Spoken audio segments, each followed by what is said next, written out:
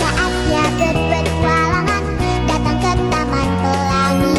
Bersama teman-teman semua, yuk kita saling membantu. Aku punya tas berlari dengan si Joko. Bergegaslah ayo berpetualang, saatnya rainbow. Assalamualaikum warahmatullahi wabarakatuh. Waalaikumsalam warahmatullahi wabarakatuh. Perkenalkan, nama saya Fani Kaidi, NIM 2124015 di kelas PAI 1. Di sini saya akan menjelaskan sedikit materi dari paragraf. Paragraf itu adalah suatu satuan kecil yang ada dalam suatu teks yang terdiri dari beberapa kalimat yang membentuk suatu kesatuan bahasan atau ide. Kemudian, ciri-ciri paragraf. Paragraf terdiri dari beberapa kalimat. Kalimat sangat terkait membentuk satu kesatuan bahasan atau ide.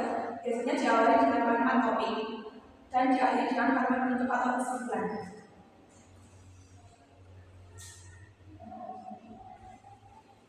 Nah, ada pula struktur paragraf. Paragraf itu terdapat 3 struktur, yaitu kalimat utama atau bahasan pokok, dan ada kalimat jelas atau kalimat pengembangan. Isinya adalah isi dari paragraf tersebut. Kemudian ada 3 kalimat penutup. Kalimat penutup paragraf. Kemudian ada juga jenis-jenis paragraf. Paragraf nomor 1, paragraf naratif. Paragraf itu menceritakan kejadian, yaitu seperti suatu peristiwa.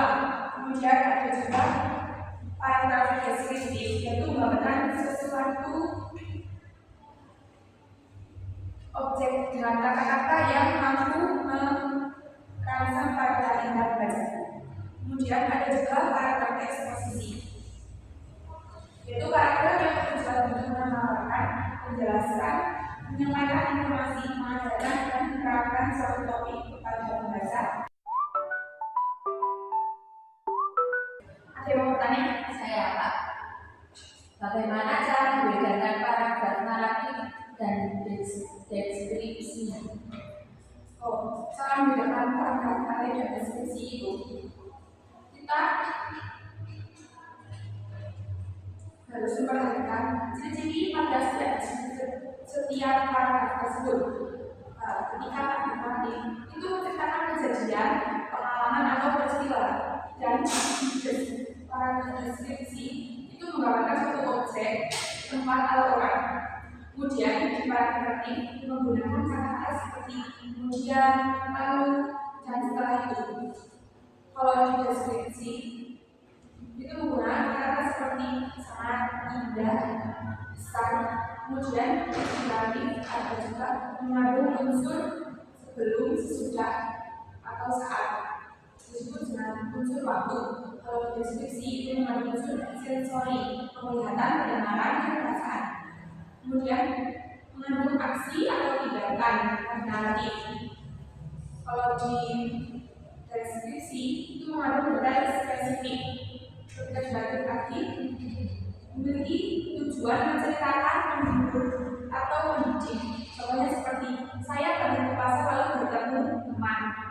Kalau deskripsi itu menggambarkan penjelasan atau perkenalkan. Contohnya kita di Jakarta memiliki bangunan-bangunan kuno yang indah. Terima kasih. Ada yang mau bertanya lagi? Ya. Bagaimana cara menghindari kesalahan kata bahasa dan Sebelum kita membicarakan, kita harus memahami aturan-aturan bahasa dan tata bahasa pembuatan tersebut. Baca contoh paragraf yang baik, kemudian tentukan tujuan dan topik paragraf.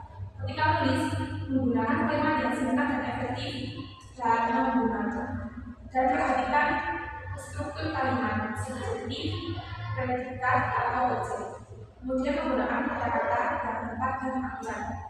Kemudian hindari menggunakan kata-kata slang atau berformal.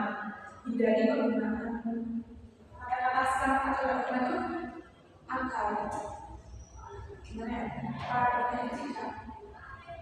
Kamu dari pahami dengan membaca. Kemudian memperhatikan tanda baca titik, koma, dan tanda tanya. Sambil kita baca di paragraf yang kita buat untuk meriksa kesalahan, kemudian periksa ejaan dan tata bahasa.